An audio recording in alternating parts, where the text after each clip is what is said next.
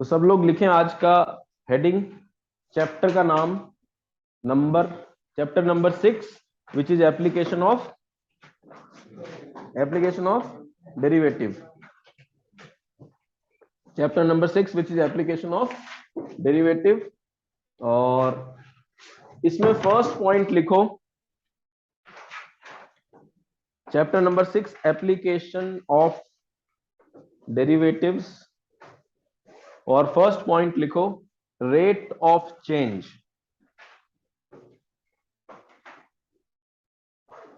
First point लिखो rate of change. एक statement लिखो, dy by d x,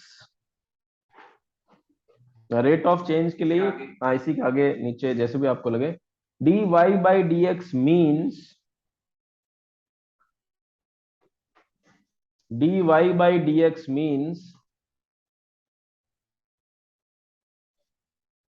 rate of change of y, rate of change of y with respect to x।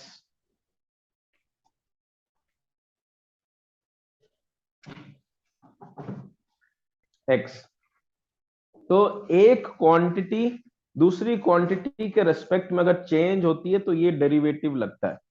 ये आपने पढ़ा है last year, जो अपन ने कल किया था। कल क्या किया था आपको याद है? फर्स्ट प्रिंसिपल वाला formula, F x plus H minus F x, F x plus H minus F x is rate of change of F, और नीचे एच था which is x plus H minus x. तो x x cancel, क्या बच गया? H बच गया। तो एक्स डिनोमिनेटर में चेंज हो रहा है और ऊपर न्यूमरेटर में क्या चेंज हो रहा था? एफ एक्स चेंज हो रहा था। तो rate of change of f x with respect to x is called derivative of f x. इसको कहते हैं फिजिकल मीनिंग ऑफ डेरिवेटिव। आप लिख लो चाहो तो, this is called as physical meaning of derivative. अब जैसे देखो, मैं एक सिंपल केस ले रहा हूं जिससे आपको समझ में आएगा। इफ आई से कोई सर्कल है, इफ आई से कोई सर्कल है और उसका एरिया ए से रिप्रेजेंट किया जा रहा है और रेडियस आर से रिप्रेजेंट किया जा रहा है, तो what is area of circle? Pi r square. A is given by pi r square. अब मैं आपको एरिया, यहां तक तो आप लोग जानते हो, नॉर्मल सी सिचुएशन है, कोई बड़ा काम नहीं किया हमने, नहीं फॉर्मूला ही लिखा है। अब आपको पूछा जाएगा rate of change of area with respect to radius. इस लैंग्वेज को मैथमेटिकल टर्म्स में कन्वर्ट करना है। बोलो क्या होगा? D a upon d are.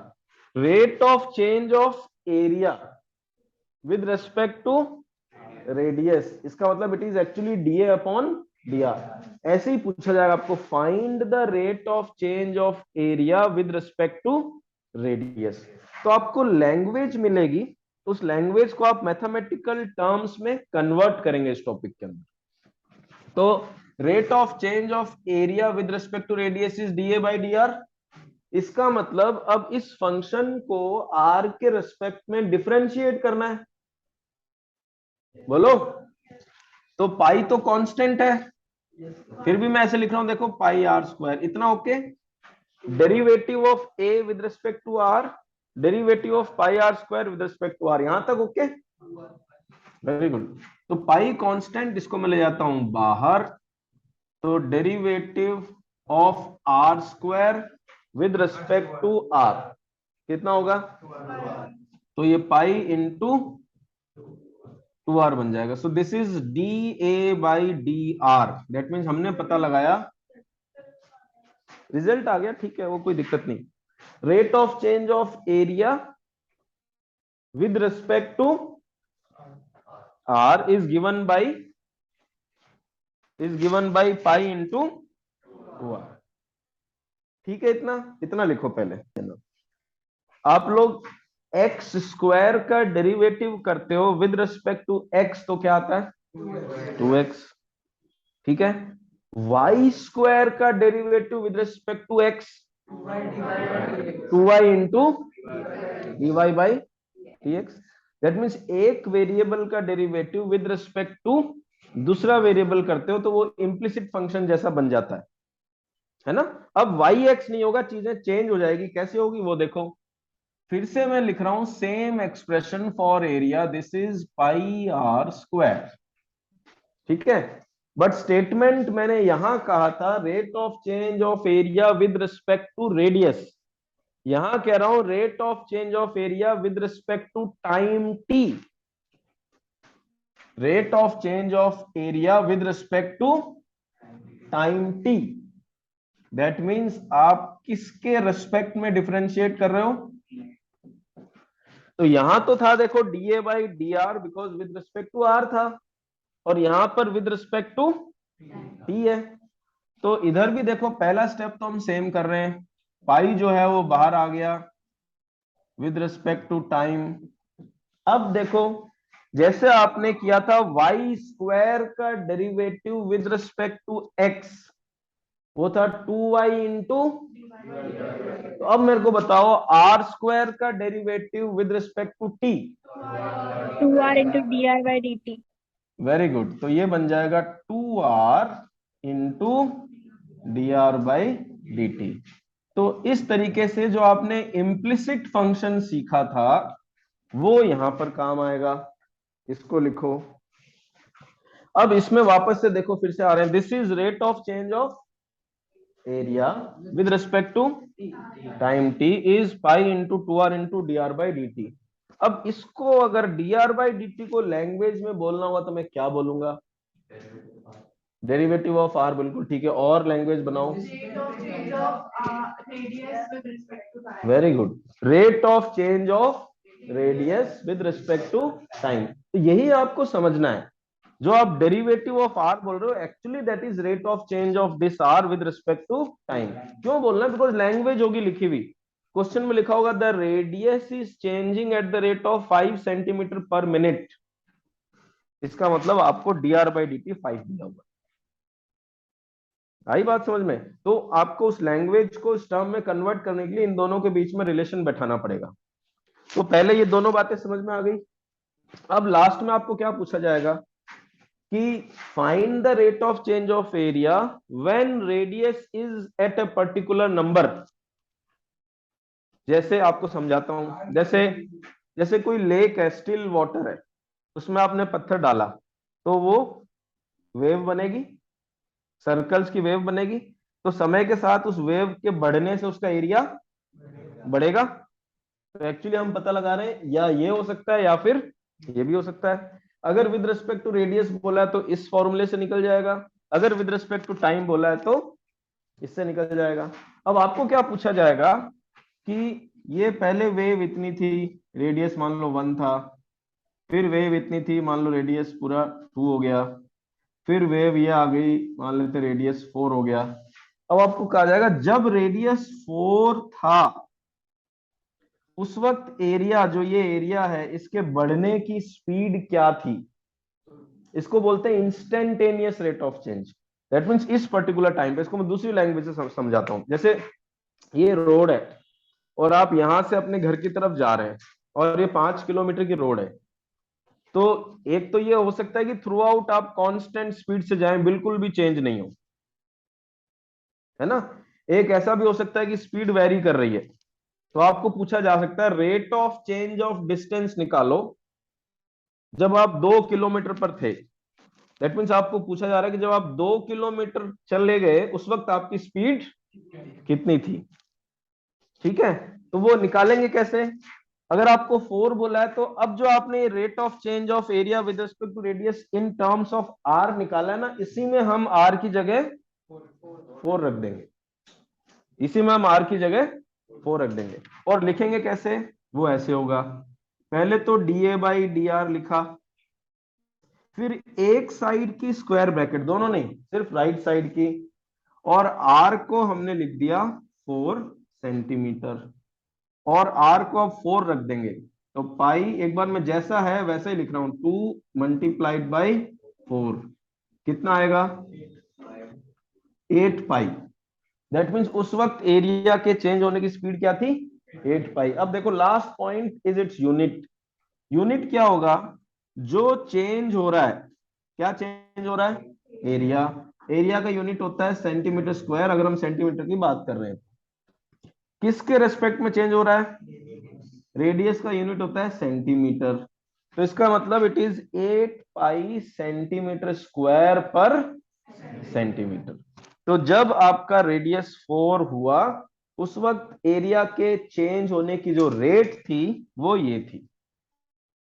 आगे समझ? तो इसी में भी एक दो लाइन ये लिख लो आप लोग। अब आप लोग 6.1 निकालो एक्सरसाइज, सभी लोग। तब तक मैं बोर्ड इरेज कर रहा हूं। 6.1 एक्सरसाइज का पहला सवाल मेरे को करके बता दो, अगर आपसे होता है तो सभी लोग। तो फर्स्ट क्वेश्चन देखो, find the rate of change of area of the circle with respect to its radius. तो थोड़ा सा हम समझने के लिए ऐसे लिख सकते हैं, हमारे पास d A by d r is question mark. ऐसे ही मैं लिख रहा हूं, आप लोग अपने हिसाब से सॉल्व कर सकते हैं। एंड फर्स्ट पार्ट में बोला गया when the radius is 3 centimetre, एक तो ये चाहिए। तो देखो मैं जो आपको समझाना चाह रहा हूं, लैंग्वेज को मैथमेटिक्स में कन्वर्ट कर रहे हैं हम लोग, तो पहले ये पता चल जाए कि आपको दूसरे में क्या 4 है क्या, पहले ये पता चल जाए कि करना क्या है। लैंग्वेज थी क्वेश्चन में, पहली लैंग्वेज थी find the rate of change of area with its radius, तो ये निकालना है। दूसरा व्हेन आर इज 3, ये निकालना है। तीसरा व्हेन आर इज, ये निकालना है। तो अब बताओ एरिया कितना होता है? पाई आर स्क्वायर। अभी अभी हमने क्वेश्चन किया, बट मैं थोड़ा फॉर्मल आप प्रेजेंटेशन बता देता हूँ। किसके रेस्पेक्ट में डिफरेंशिएट करें? रेडियस के। DA by d are. आपने अभी भी सॉल्व किया, 2 पाई आर लिख दो सीधे ही, पाई कांस्टेंट आर स्क्वायर का। तो ये पहला काम डन, ये वाला काम हो गया हमारा। क्या चीज? तरीका मतलब नहीं तो क्या लिखोगे बताओ? ये लिखा D A by d are question mark, what will you right? Directly D A by d are, बस। किसको डिफरेंशिएट करके D A by d are आया, है ना? तो फंक्शन तो लिखना पड़ेगा ना, कौन सा फंक्शन। नहीं तो आप डायरेक्टली लिख दो 6 pi centimetre square per centimetre, कैसे आया पता नहीं, 8 पाई सेंटीमीटर स्क्वायर, ऐसे नहीं, ठीक है।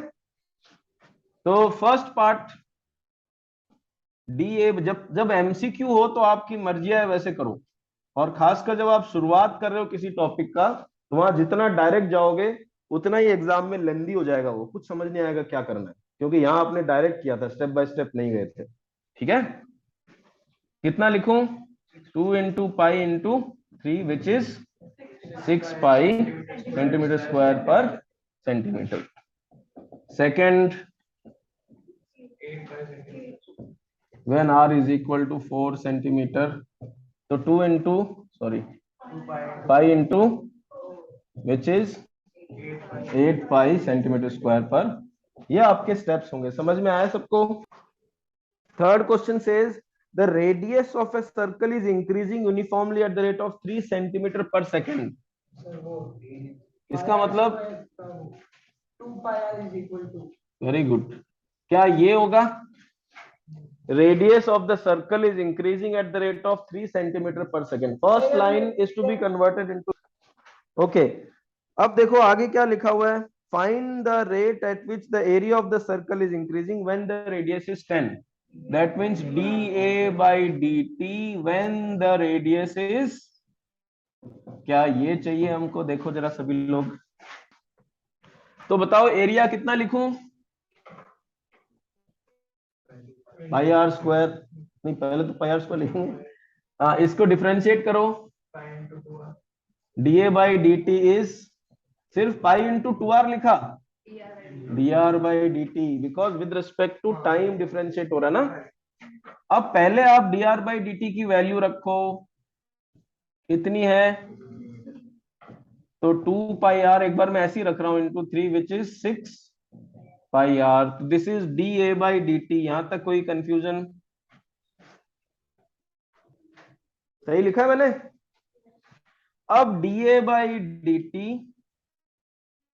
When radius is 10 centimetre. That means अब इस रेडियस को क्या रखेंगे, 10 रख देंगे। तो 6 into pi into 10 which is 60 pi centimetre square पर सेकेंड। देखो आपने निकाला है कि यही, very good.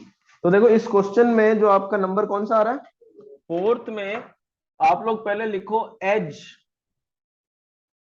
Of cube is equal to x centimetre लिख दो, क्योंकि हमको कोई ना कोई वेरिएबल तो यूज करना पड़ेगा। कोई भी अपनी चॉइस के लिख दो, आप चाहो तो a लिख सकते हो, आप e लिख दो, आप l लिख दो, कोई भी नाम दे दो। फर्स्ट लाइन पढ़ो, an edge of a variable cube is increasing at the rate of 3 centimetre per second. इसका मतलब dx बाई dt इज, ये समझ में आया क्या? दूसरी लाइन देखो, find the rate at which the at, नहीं मैं कहां चला गया, फोर्थ है ना, how fast is the volume of the cube increasing when the edge is 10। That means dv by dt when x is 10 centimetre, this is question mark. पहले ये लिखो सभी लोग, volume of cube is x cube, cube का वो sphere का होता है ना, सबके वॉल्यूम अलग अलग रिजल्ट होंगे। तो वॉल्यूम का derivative dv by dt will be 3x square into dx by dt, क्योंकि टाइम के रेस्पेक्ट में कर रहे हैं x को। Very good. अब पहले 3 रख दो, very good, 3 into x square into 3 which is, तो पहले हमने dv बाई dt निकाल लिया विदाउट एनी रिस्ट्रिक्शन, ये आ गया dv बाई dt। सीधे ही 900 मत लिखना, ये लिखना because, not because of steps, because आप एग्जाम में या कभी भी गलती करोगे। अदरवाइज अगर आपने सीधे यहाँ पे एक स्टेप में 900 लिख दिया अभी, तो जिस दिन आपका पेपर में सवाल होगा आप 200% गलत लिख के आओगे उधर। इसलिए अभी स्टेप्स लिखो ताकि आपको समझ में आए कि पहले तो वेरिएबल फॉर्म में लिखना है। Is it okay? अब लिखिए आप dv by dt when x is 10 centimetre, 9 into 10 का स्क्वायर। अब आप शौक से 900 लिख दो, सेंटीमीटर क्यूब लिख दो, सेकंड लिख दो, डायरेक्ट नहीं करना है। A stone is dropped in a quiet lake. The wave move in circle at the speed of this. That means dr upon dt आपको दिया हुआ है, तो लिखो dr upon dt is equal to 5 centimetre per second. पहली line का interpretation हो गया, ठीक है। अब at the instant when the radius of the circular wave is 8 centimetre, how fast is its area increasing? ये exactly क्वेश्चन नंबर 2 जैसे हो गया, सॉल्व कर लो। हाँ ठीक है। 6th क्वेश्चन भी देखो एकदम डायरेक्ट है, radius of the circle is increasing at the rate of 0.7 centimetre per second. That means क्या है, dr बाई dt लिखो, dr by dt is equal to 0.7। What is the rate of increase of circumference? हाँ, circumference का dc by dt आपको पता लगाना है। Circumference क्या होता है बताओ? 2 पाई r। इसको डिफरेंशिएट करो विद रिस्पेक्ट टू t। 2 पाई तो कांस्टेंट हो गया, r का हो जाएगा dr बाई dt, और dr बाई dt शुरू में दे दिया गया कितना, 0 सेंटीमीटर पर सेकेंड। इसकी वैल्यू डाल दो। हम लोग रेक्टेंगल पर आ गए। अब एक रेक्टेंगल है जिसकी लेंथ को x नाम से दिया गया है और ब्रेथ को, विड्थ को y नाम से दिया गया है। तो एक बार लिख लो आप लोग, 7th क्वेश्चन में लेंथ को x सेंटीमीटर से दिया गया है और विड्थ को y सेंटीमीटर से हमने नाम दे दिया गया, ठीक है। अब क्वेश्चन में ये कहा जा रहा है, the length x is decreasing at the rate of 5 centimetre per minute, मतलब dx बाई dt डिक्रीजिंग के लिए -5 centimetre per minute. Okay, d y by d t बताओ। 4 सेंटीमीटर पर मिनट। तो ये तो मेरे ख्याल से गिवन वाली बात तो क्लियर होगी सबको, no confusion. First part, perimeter का क्या फॉर्मूला होता है? 2 टाइम्स लेंथ प्लस ब्रेथ। आपको पूछा है rate of change of perimeter, है ना? तो पेरीमीटर को with respect to time differentiate कर देते हैं। 2 तो कांस्टेंट, x का derivative dx by d t, y का डेरिवेटिव टिल हियर कोई कंफ्यूजन हो तो बताओ। अब dx बाई डी टी की वैल्यू रखो, कितनी है? -5। dy बाई डी टी की 4। तो एक्चुअली आपको rate of change of perimeter मिला -2। बट क्वेश्चन में ये पूछा है rate of change of perimeter when x is, देखो क्वेश्चन पढ़ो। अब जब आप यहां देखेंगे, जो आपने ये निकाला इसमें एक्स वाई तो है ही नहीं, है ना? तो ये एज इट इज आ जाएगा, this is -2 centimetre per minute. But आपको लिखना ये पड़ेगा, क्योंकि आपको पूछा ये है rate of change of perimeter is independent of x and y, तो -2 आ गया। बट आप सवाल पढ़ोगे तो आपको ये पूछा है, बोलो देखो यही पूछा है, क्वेश्चन पढ़ो अच्छे से सभी लोग। अब -2 का मतलब क्या हुआ? हर मिनट -2 से कम हो रहा है। तो लिखो statement finally, the perimeter of rectangle, final line लिखो। जब जब आपके पास डिक्रीजिंग आए तो एक फाइनल लाइन लिखना जरूरी रहता है। The perimeter of rectangle is decreasing, the perimeter of rectangle is decreasing at the rate of 2 centimetre per minute. वहां पे माइनस नहीं लगाएंगे, at the rate of 2 centimetre per minute. Second लिखो area, what is area of rectangle? Length into breadth. Before finding the derivative मैं ऐसे लिख रहा हूं, देखो आप लोगों की हेल्प के लिए, दो वेरिएबल्स मल्टीप्लाई हो रहे हैं। सही, वो हाँ, very good, 4x - 5 very good. चलो, x into derivative of y plus y into derivative of x, पहला स्टेप देखो। अब ये dy बाई डी टी यहां से रखो, dx बाई डी टी यहां से रखो। Again don't go direct, dy by d t की जगह 4, तो ये मैं लिख रहा हूं 4x और minus of 5y। Till here any confusion? तो पहले हमेशा ये लिखना है, बाद में वैल्यूज पुट करनी है। तो dA by d t when x is equal to 8 centimeter, y is equal to 6 centimeter, which is 2 centimeter square। Unit कितना मिनट है? देखो चेक करो। चलो, तो इन्हीं क्वेश्चंस को आप रिवाइज करके आएंगे, इससे आगे नहीं पढ़ रहे हैं हम लोग। रिवाइज जरूर करना ताकि कल तक ये मंडे तक साफ नहीं हो जाए। तो आज के लिए सबसे पहले आप लोग देखें क्वेश्चन नंबर 2, वहां से हम स्टार्ट कर रहे हैं। एक्सरसाइज 6.1, कल हम लोगों ने 1, 3, 4, 5, 6 और 7 कर लिए थे पिछली क्लास में, ठीक है? तो जो लोग एब्सेंट थे वो जस्ट पिछली रिकॉर्डिंग आपके ग्रुप में बिना एक्सिस के डायरेक्ट पड़ी हुई है, उसको क्लिक करो, 15-20 मिनट की होगी, उसको देख लेना। आपको 1, 3, 4, 5, 6 एंड 7 ये वाले क्वेश्चन पता चल जाएंगे। Is it okay? तो अब आप लोग क्वेश्चन नंबर 2 पढ़ें, जो थोड़ा सा डिफरेंट है एज कंपेयर टू जो प्रीवियस वाले जो आपके हैं, जो आपने किए प्रीवियस क्लास में उससे। जैसे मैं पढ़ रहा हूं, the volume of A cube is increasing at the rate of 8 centimetre cube पर सेकेंड। तो अगर मैं यहां पर लिखूं इसको, तो क्या दिया हुआ है? dv by d t is 8 centimetre cube पर सेकेंड, ये हमको दिया हुआ है। तो पहले हम कॉम्प्रिहेंड करके दिया हुआ और पूछा उसको लिख रहे हैं, ठीक है।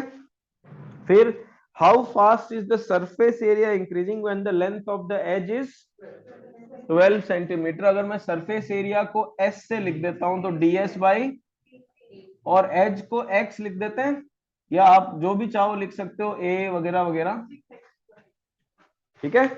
So rate of change of surface area when x is 12, this is our question mark. बताओ, इतना ओके? तो वॉल्यूम का रेट ऑफ चेंज गिवन है, सरफेस एरिया का रेट ऑफ चेंज पूछा है, यही है क्वेश्चन में। अब बोलो वॉल्यूम क्या होता है क्यूब का? X cube. तो वहां से स्टार्ट करो अपना solution. Volume is equal to x cube. Very good. So d v by d t लिखेंगे, क्योंकि वॉल्यूम का रेट ऑफ चेंज है इसलिए अपन डी वी लिख रहे हैं, और विद रिस्पेक्ट टू टाइम है इसलिए टी लिख रहे हैं। तो लिखो इसको। तो dv बाई डी टी बताओ कितना? 3x square into d x by d t. Dv by d t कितना दिया हुआ है? 8, तो dv बाई डी टी की जगह 8 लिख दो। तो 8 upon 3x square is equal to dx by d t. इसको आप दे दो इक्वेशन नंबर 1, इसको आप दे दो इक्वेशन नंबर 1। सरफेस एरिया कितना होता है? Surface area is given bye 6x square, और हमको rate of change of surface area पूछा है, तो ds अपॉन dt कितना होगा? 12x into dx upon dt। तो ds by dt will be 12x into dx by dt। तो dx by dt आप फर्स्ट इक्वेशन से यहां से इधर रखो, तो रखो जरा, कितना होगा? This will be 12x into 8 upon 3x square. जरा सिंप्लीफाई करो, क्या आता है? ds by d t is equal to, cancel भी कर सकते हैं हम, जरूरी नहीं 96 है, 32 upon x. Very good. So ये आया ds by d t in terms of x, और मैंने कहा हर बार ये भी लिखना है, इन टर्म्स ऑफ x भी लिखोगे पहले, बाद में अब लास्ट स्टेप में अपन x की वैल्यू पुट करेंगे। तो बोलो ds by d t when x is 12 centimeter, this will be 32 upon 12 unit of surface area. कौन बताएगा? स्क्वायर। टाइम का यूनिट काट पीट करो, 8/3 सेंटीमीटर स्क्वायर पर second. So now it is 8th question which says a balloon which always remains spherical, balloon जो कि कौन से शेप में रहता है? हमेशा स्फीयर की शेप में रहता है, is being inflated by pumping in 900 centimetre cube per centimetre of gas. That means क्या दिया हुआ है? dv बाई dt आपको दिया हुआ है, that is 900 सेंटीमीटर क्यूब पर सेकेंड। तो यहां से हमको ये दिया हुआ है पहला काम, ठीक है भाई। आगे देखो, find the rate at which the radius of the balloon is increasing when radius is 15, that means very good, when r is. तो ये ऐसा का ऐसा क्वेश्चन आप सर्कल में एरिया के लिए कर चुके हो। जो सवाल नंबर 3 था आपका, सर्कल में एरिया के लिए कर चुके हो। ये मैंने स्फीयर के लिए इसलिए लिया है क्योंकि वॉल्यूम ऑफ स्फीयर आपको रिकॉल कराना है, सॉल्व नहीं करूंगा मैं आपके लिए। बोलो क्या होगा? हाँ, तो volume of sphere is 4/3 pi r cube. अब 2 मिनट का टाइम दे रहा हूं, अपने आप सॉल्व करो। चलो बताओ, dv बाई डी टी कितना हुआ? 4 pi r square into d r by d t. ये दिया हुआ कितना? तो 900 is equal to 4 pi r square into d r by d t. क्या पूछा है? So d r by d t is equal to 900 upon 4 pi r square. देखो यहां तक कर लिया आपने। Now dr by dt when r is 15, that means dr by dt when r is 15 centimetre, तो 900 अपॉन 4 इंटू पाई इंटू 15 का square. तो 15 का स्क्वायर कितना होता है? 225 इंटू 4 900 ही होता है। तो ये पूरा का पूरा इससे कट जाएगा, तो 1 अपॉन पाई बच जाएगा। रेडियस का यूनिट सेंटीमीटर, टाइम का यूनिट सेकेंड। क्या कह रहा है? 10th क्वेश्चन सेज एक वॉल है, this is the wall, and एक लैडर है of length how much? This ladder is resting against a wall, कुछ इस तरीके से वो वॉल के साथ टिकी हुई खड़ी है ऐसे, ठीक है। अब जब वो वॉल के साथ टिकी हुई खड़ी है तो उसको नीचे से खींचा जा रहा है, इसका फुट जो है वो पुल किया जा रहा है। जब उस फुट को खींचूंगा तो क्या हो रहा है? जो उसकी हाइट है वो डिक्रीज होगी। ऐसा होता हुआ नजर आ रहा है सबको? होगा ऐसा, है ना? देखो वापस देखो, लेडर है, it is resting against a wall, it's foot is being pulled. अगर मैं इसको खींचूंगा यहाँ दूर तो ऊपर से क्या होगा?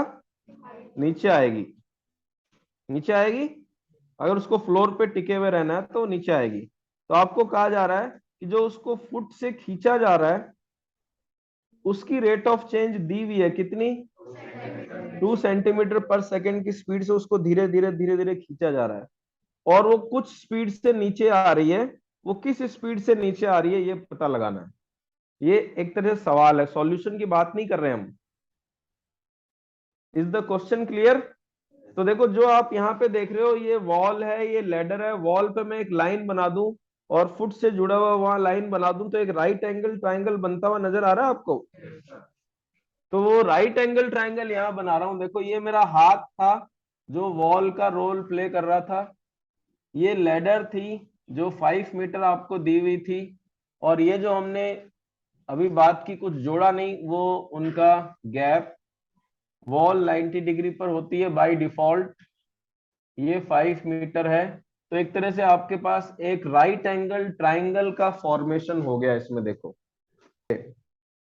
अब इसमें दो चीजें हैं, दोनों चेंज हो रही है। एक तो ये वाली लेंथ बढ़ रही है और ये वाली लेंथ, दोनों वेरिएबल है तो दोनों को एक एक नाम दे देते हैं। मे बी एक्स मीटर, या आपको जो अच्छा लगे, किसी को ए बी अच्छा लगता है, ए बी सी कुछ भी दे दो। Maybe this edge y metre. तो दीज बोथ आर वेरिएबल। अब मैं इस पॉइंट सी को खींच रहा हूं तो क्या बढ़ रहा है? एक्स बढ़ रहा है। उसकी रेट ऑफ चेंज दी हुई है, कितनी दी हुई है बताओ? dx by dt is 2 centimetre per second. ये मीनिंग समझ आया पहले? कोई डाउट इसमें? अब देखो ये जो है सेंटीमीटर में और बाकी सब, तो इसको भी मीटर में कर देते हैं। कितना? ये पहला क्वेश्चन ऐसा आया जिसमें यूनिट का डिफरेंस है। आपको ऐसे क्वेश्चन मिल सकते हैं जिसमें अलग अलग यूनिट्स हो, अलग अलग डायमेंशंस के। उसको सेम करना आपको आना चाहिए, आइडेंटिफाई करना आना चाहिए कि यूनिट्स आर डिफरेंट, उसको सेम करेंगे। ठीक है, तो मीटर मीटर मीटर, ये भी मीटर में आ गया। अब दूसरी बात, जब आप इसको यहां से खींच रहे हो तो वो ये ए पॉइंट यहां से नीचे आ रहा है, इसका मतलब वाई चेंज हो रहा है। तो आपको dy बाई dt पूछा है, पहली बात। और वो dy बाई dt कब पूछा है? 4 है। जब इसको खींचते खींचते खींचते ये 4 पे पहुंचेगा तब ये किस रेट से कम हो रहा है ये आपको पूछा जा रहा है। That means when x is equal to 4 metre. ये पढ़ो जरा एक बार सवाल ठीक से वापस।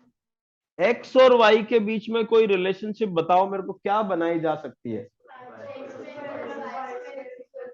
तो पाइथागोरस थ्योरम से एक्स वाई के बीच में रिलेशनशिप निकल सकती है। काम आ गया 5।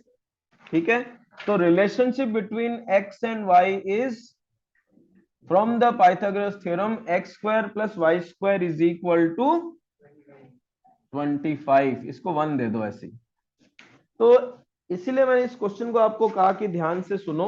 बिकॉज बाकी सब में volume, surface area, length, circumference, radius, ये सब चीजें बाय डिफॉल्ट आपको नाम से पता चल जाता है। यहाँ पे एक क्वांटिटी का रेट ऑफ चेंज दिया हुआ है, दूसरी क्वांटिटी का रेट ऑफ चेंज पूछा है, और इन दोनों के बीच में कोई डायरेक्ट रिलेशनशिप लिखी भी नहीं है, तो वो हमको खुद बनानी है। Is it okay? अब किसके रेस्पेक्ट में इसको डिफरेंशिएट करें ये भी आपको पता है, बताओ। टी के रेस्पेक्ट में। क्यों? ये रहा, सेकेंड्स लिखा हुआ है, इसका मतलब पूरा क्वेश्चन विद रिस्पेक्ट टू। तो बताओ एक्स स्क्वायर का derivative with respect to t, 2x into d x by d t. Y square का 2y into d y by d t. 25 का 0। तो यहां से dy बाई डी टी अगर हम इवेलुएट करें -x upon y into d x by d t मिल जाएगा। हमको dy बाई डी टी चाहिए। सबसे पहले जो आपको दिया हुआ है वो लिखो, कितना है? तो पहले इसको पुट कर दो, -x अपॉन वाई इंटू, तो पहले जो आपको डायरेक्टली नोन है वो हमने dy बाई डी टी लिख दिया, ये तो ठीक है। अब आपको जो क्वेश्चन में पूछा गया है वो भी लिख देते हैं, dy by d t when x is equal to 4 metre, तो -4 अपॉन इंटू 0.02, ये भी लिख देते हैं। तो जो जो पता था हमको वो तो हमने लिख दिया। देखो, हमको x पता था 4 लिख दिया, हमको dx बाई डी टी पता था 0.02 लिख दिया, बट हमको y नहीं पता है ना। तो अब जब x 4 होगा उस वक्त y क्या होगा, वो इन दोनों के रिलेशनशिप से पता चलेगा। और इन दोनों का रिलेशनशिप कैसा है और कौन सा है? तो यहां पुट करो 4, कितना? 3। पक्का लिख दूं? 3 आ गया। अब सिंप्लीफाई कर लो, -0 पॉइंट, यही होगा।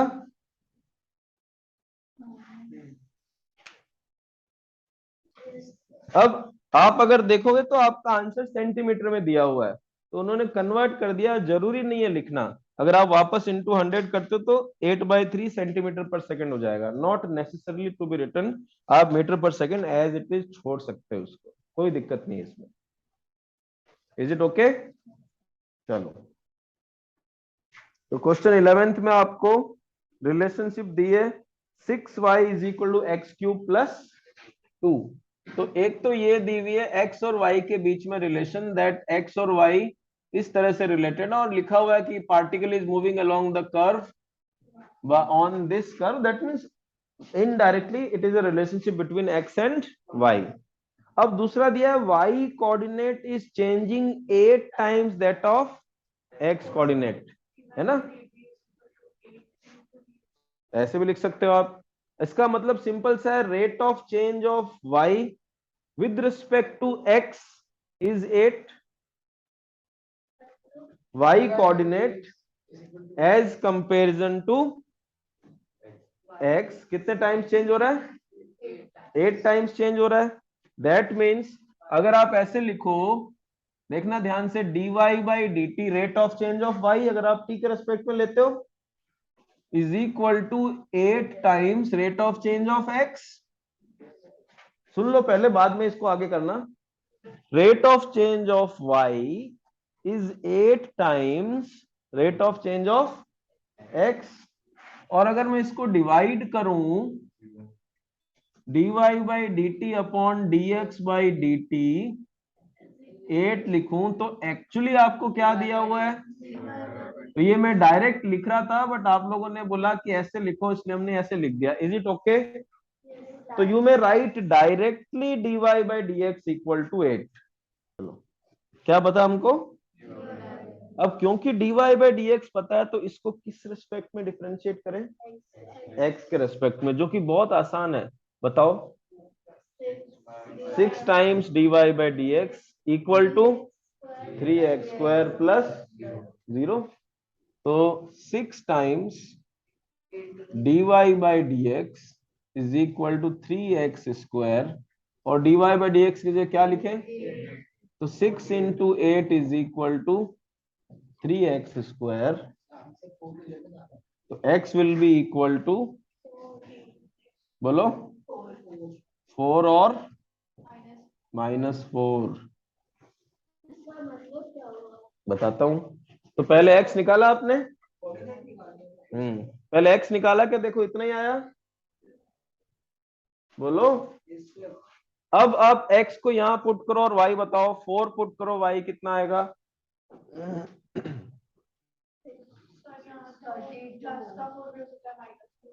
हाँ, तो मैंने सिर्फ ये बोला कि प्लस का 4 पुट करो और y बताओ।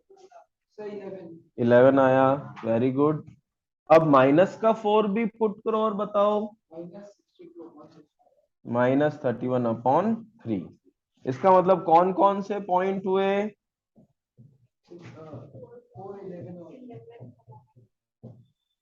अब क्या मतलब हुआ इसका, उसको समझ लो। मान लो ये कर्व है, ये फिगर है। अब बोला है कि इस कर्व पे कोई पार्टिकल है, वो मूव कर रहा है किसी स्पीड से, चलता जा रहा है। क्या स्पीड है? ये है। हर बार y कोऑर्डिनेट का रेट ऑफ चेंज कितना है? तो जब वो चेंज कर रहा है, तो जब इस रेट से चेंज करेगा तो वो किस पॉइंट पर होगा? जब इस रेट से चेंज करेगा तो या तो वो इस पॉइंट पर होगा या फिर इस पॉइंट पर होगा। ये है क्वेश्चन। आया समझ में? अब क्या था? Find the points on the curve, ये सवाल था। Find the points on the curve where the rate of change of y is 8 times the rate of change of x। अब सवाल क्लियर? तो अब देखो, मैं एक बार पढ़ रहा हूं आप लोगों के लिए सवाल। कौन सा क्वेश्चन बोला हमने? 14th क्वेश्चन देखो। 14th क्वेश्चन में लिखा हुआ है, sand is pouring from a pipe at the rate of 12 centimeter cube per second. That means dv by dt is 12। तो हमने ये पता लगा लिया, क्योंकि सेंटीमीटर क्यूब लिखा है इसलिए ये dv बाई dt है। अब देखो ये पाइप है, मान लो इसमें से सैंड निकल रही है। सैंड निकल के बिखर रही है नीचे, और वो बिखर के एक कोन फॉर्म हो रहा है ऐसे। क्या बन रहा है? और कोन जब बन रहा है तो सैंड गिरते जा रही, तो कोन की साइज बड़ी होती जा रही है। कोन की साइज बढ़ रही है तो उसका वॉल्यूम बढ़ रहा है। किस रेट से? ये पहली लाइन का मतलब है। अब वो कोन इस तरह से बढ़ रहा है कि उसकी हाइट हमेशा रेडियस के 1/6 रहती है। ये देखो लिखा है क्वेश्चन में। नहीं, डीएच नहीं, रेट ऑफ चेंज नहीं। Height always remains 1/6 of the radius. Rate of change of height नहीं बोला, कि height always remains 1/6 of the radius. मान लो कि उसका रेडियस अगर 6 मीटर सेंटीमीटर है, तो हाइट कितनी है? तो रेडियस अगर 6 है तो हाइट 1, रेडियस 12 है तो हाइट 2। इस तरह से बढ़ता जा रहा है कौन। दैट मीन्स नीचे फैल ज्यादा रहा है, लेकिन हाइट उसकी इतनी नहीं बढ़ रही। रेडियस, क्योंकि रेत गिर रही है तो फैल रही है। हाइट एक साथ नहीं बढ़ रही। Height always remains 1/6 of the radius. अब क्या बोला? Find the rate of change of height when height is 4 centimetre. That means उसकी हाइट का रेट ऑफ चेंज पता लगाओ जब हाइट 4 सेंटीमीटर होगी। तो पहले सवाल का कॉम्प्रिहेंशन देख लो, जो दिया हुआ है और जो पूछा हुआ है, क्या वो क्लियर है? दिया हुआ है और जो पूछा हुआ है, अभी करते हैं ये क्लियर। अब आप बताओ, वॉल्यूम ऑफ कौन पूछ रहा है भाई?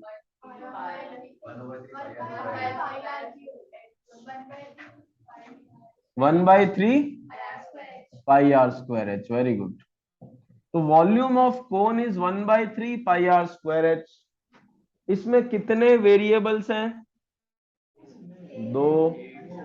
आर और एच दोनों है। देखो अभी तक तो 4/3 पाई आर क्यूब एक ही आ रहा था, पाई आर स्क्वायर एक ही आ रहा था, एक्स क्यूब एक ही आ रहा था। बट यहाँ पे कितने वेरिएबल? 2। और आपको किसका पूछा है? तो कौन सा नहीं होना चाहिए? H का तो पूछा है, तो यहाँ H तो होना चाहिए, तभी तो dH by dt आएगा। तो R और H में से कौन सा नहीं होना चाहिए? R कहां से हटाया जा सकता है? With this relationship. तो अब सबसे पहले इस रिलेशनशिप को यूज करो और R को एलिमिनेट करो। हमने कहा ना हम किसी को कभी भी एलिमिनेट कर सकते हैं।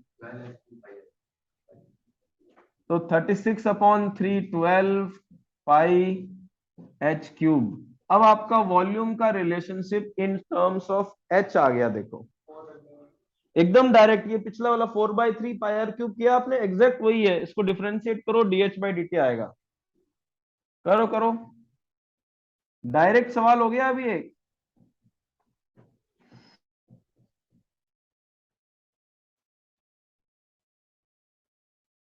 देखो जरा, वॉल्यूम की जगह, सॉरी मैं 900 लिख रहा हूं, पिछले क्वेश्चन में कितना 12। Very good. मुझे नहीं पता क्या है, मैंने ऐसी वेरी गुड तो बोल दिया। dH upon dt। ठीक है, पहले कैंसिलेशन कर दें, ये कैंसिल हो रहा है ऐसे ही। तो dH upon dt is equal to 1/3 pi H square. तो पहले वेरिएबल फॉर्म में हमेशा लिखो। अब H कितना दिया हुआ है? 4।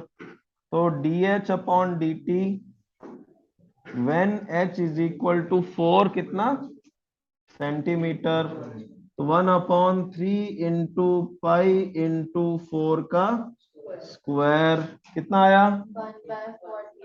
1/48 पाई सेंटीमीटर पर सेकेंड। सही है भी आपका। अब देखो सब लोग, छोटी सी 2-3 बातें सुन लो। एक साइंस इधर, और साइंस वाला कौन है? तो साइंस वालों के लिए ये नया हो सकता है, कॉमर्स वालों के लिए नया नहीं है। Cost function, revenue function and profit function आप लोग इको में पढ़ते हो, अगर आपको ध्यान हो। 2 मिनट में ये चीज समझाता हूं मैं। ये मार्कर है और ये रूम मार्कर बनाने की फैक्ट्री है। इस रूम में ये मार्कर बनता है। तो इसके जो जो फैक्टर्स हैं जो इसकी कॉस्ट को इफेक्ट करते हैं, उन सबको एक्यूमुलेट करके एक इक्वेशन बना दी जाती है। उसको बोल देते हैं हम कॉस्ट फंक्शन। और वो नंबर ऑफ मार्कर्स पे डिपेंड करती है। जैसे मान लो मैंने लिख दिया cost function cx equal to 2x² plus 6x plus 900, where x is the number of markers produced. तो अगर मैं 0 मार्कर बनाऊंगा तो कितनी लागत आ रही है मेरी? 900। वो किस बात की आ रही है? जो फिक्स्ड कॉस्ट होती है वो लग रही है। जैसे इस रूम का किराया लग रहा होगा, अगर मार्कर नहीं भी बन रहा तो किराया तो लगेगा, इलेक्ट्रिसिटी बिल आएगा, वाटर का बिल आएगा, बाकी लेबर एक्सपेंसेस होंगे, तो वो सब कॉस्ट होगी। अगर एक मार्कर बना तो कितनी कॉस्ट आ रही है? जोड़ लो, है ना। तो इस तरीके से कॉस्ट फंक्शन बनाया जाता है, जो कॉस्ट का पता चल जाता है। किसी भी फर्म में अलग अलग फैक्टर्स रिस्पॉन्सिबल होते हैं कॉस्ट के लिए। मैंने ऐसी एक एग्जांपल लिखा है, ठीक है। इसी तरीके से रेवेन्यू फंक्शन भी बनाया जाता है, जिसको हम RX लिखते हैं। रेवेन्यू मतलब सेलिंग प्राइस का कलेक्शन, और रेवेन्यू माइनस कॉस्ट करेंगे तो प्रॉफिट फंक्शन हो जाता है। ये आप लोग जानते हैं तीनों चीजें, या नहीं जानते तो आप समझ गए होंगे थोड़ा बहुत, ठीक है। फिर एक वर्ड आता है marginal cost, marginal revenue and marginal. तो मार्जिनल वर्ड का मतलब होता है rate of change of cost.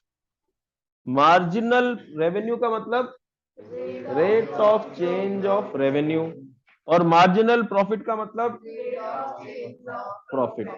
इसका मतलब ये कि अगर मैं आपको मार्जिनल कॉस्ट पूछ रहा हूं तो आप इसको डिफरेंशिएट कर दें बस विद रिस्पेक्ट टू एक्स। तो मार्जिनल कॉस्ट ऐसे मिलेगी, कितना? Number of articles produced. उसी के रेस्पेक्ट में डिफरेंशिएट करेंगे तो रेट ऑफ चेंज आएगा। Rate of change of cost with respect to number of articles produced. आप किससे करना चाह रहे हो? टाइम से क्यों करें? नहीं, रेट नहीं, तो rate of change of cost with respect to the number of article. जब हम 4 आर्टिकल बना रहे हैं तो हमारी कॉस्ट किस तरह से इंक्रीज हो रही है, जब हम 15 आर्टिकल बना रहे हैं तो कॉस्ट किस तरह से चेंज हो रही है। टाइम के साथ क्या, कि मैंने अभी बनाया तो क्या हुआ और 2 घंटे बाद बनाया तो क्या हुआ, टाइम से फर्क पड़ेगा, factor. So time is not the factor because of which the cost will change, number of articles produced will be the factor. Do you agree? ज्यादा बनाएंगे तो सस्ते पड़ेंगे, एक ही मार्कर बनाऊंगा तो मेरे को कितना महंगा पड़ेगा।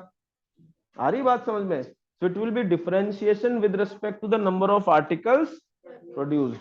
अब पूछो marginal cost when 10 items are produced क्या होगा? C dash 10 that will be equal to 46। अब 15 और 16 पढ़ लो, जस्ट ओरली पढ़ लो। ओके, एक बार होमवर्क लास्ट में रिकॉल करो। 9, 12, 13, 15, 16, 17 एंड 18। ये अपना होमवर्क है जो आप सबको कल पॉजिटिवली करके लाना है। ठीक है, अब आप लोग जा सकते हो।